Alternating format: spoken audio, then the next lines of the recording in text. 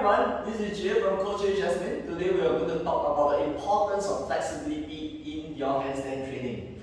Well, actually the amount of flexibility you have is not as important as the intention that you have when you are working on your flexibility. Well, without further ado, let us go.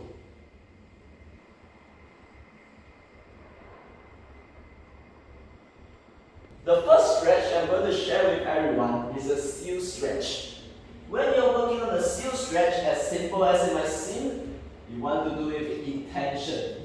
You want to depress your shoulder, you want to stretch your chest in front of your shoulders and look up as high as you can. So you're trying to stretch your head up as high as you can while trying to push the toes back as far as you possibly can. Alright?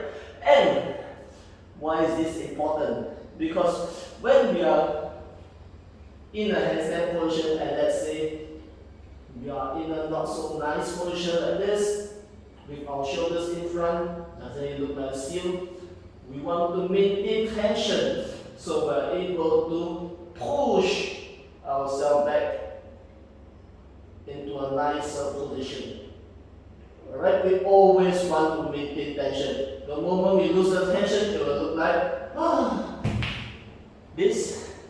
And we want to avoid this as much as we possibly can. And the second one that we are going to work on is the flexibility of the shoulders, or would I say more specifically, the legs. Okay, here, this is two ways of stretching out the shoulders. Alright, number one, look at how I'm holding a dowel here. You want to maintain forearms parallel to each other. And from here, I'm going to push my bum back as much as I can and seeing the armpit down. Note that I'm not looking backwards like this because I want to keep the spine in an extension throughout. Alright? So here, you're trying to stretch the elbows forward and you're trying to stretch the hip back, creating a long line while you're doing this stretch. Alright? And the second one that we are going to do, still in the same position, you still want to keep pushing the hip back. And you start to get yourself into a chest in a hollow position while still trying to push your elbows and hip away as far from each other as possible. Alright? And why is this important? Right here, sometimes when we are in a handstand, we might lose our balance a little bit. We want to tension the shoulders to push and slowly bring ourselves back into a handstand position. So with a good tension is less likely to collapse. So push, push, push, and you'll be able to get yourself back into a balance again if you do not lose your tension. Oh, I'm just putting on my socks right now because we are moving on to the importance of your lower body flexibility. We are on our hands. Why do we need so much flexibility in the lower body? But it's going to be important for your entries. Look here. So what I'm going to show you here is a first passive pancake stretch where you are locking your knees. You can flex and point your toes as you go lower and lower. You can shuffle yourself left and right. Keep getting yourself forward, but make sure to keep the knees long. You can flex it. It will help you to go slightly lower, and once in that position, you can point your toes again while keeping the knees long. And the second one that we're going to work on is the straddle stand up. So staying in this position, you can put your hands on the ground, push, and get yourself up. Alright, let's do this again. Alright, hands on the ground, push, and get yourself up. Alright, and The next one that we're going to work on is the active flexibility that you have after you stand up.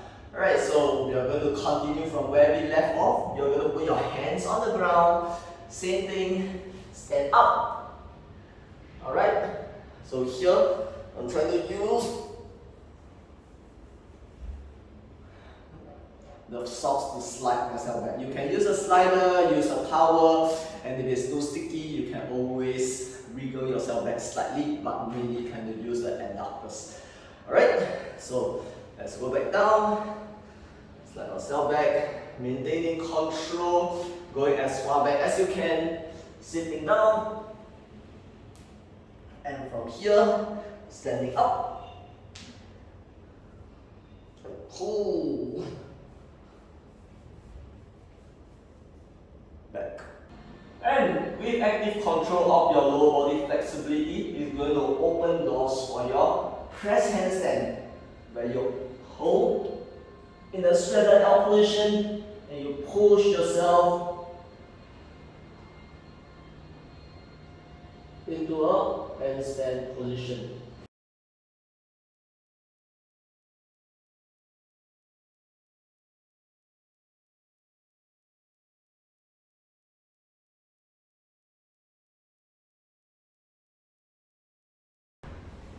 And coming to the last stretch of today's video, we are going to stretch out our hip flexors, alright?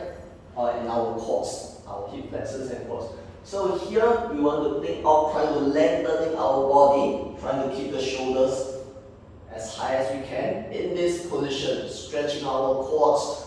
And when you start to bring yourself forward, stretching into the hip flexors. At all times, you want to try and maintain tense glutes, alright, so that you can actually hold the stretch actively, alright. To the other side. So, this position, you want to try and tilt your hip forward slightly and hold this in an active manner, bringing the butt away from the heels, trying to push the hip forward, getting the stretch into the hips and the quads. And that is going to give you a better handstand line. Because with a tight hip flexors or the inability to control it in an active position, your handstand might look like this, in a slightly tight position, because there's no tension in the hip for control. Alright?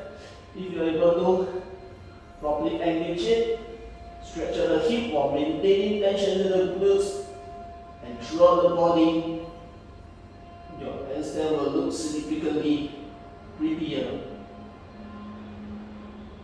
Alright? And that's the end of today's video. I hope I shared something useful, and do let me know what are some of the go-to stretches when you are working on your handstand. Thank you.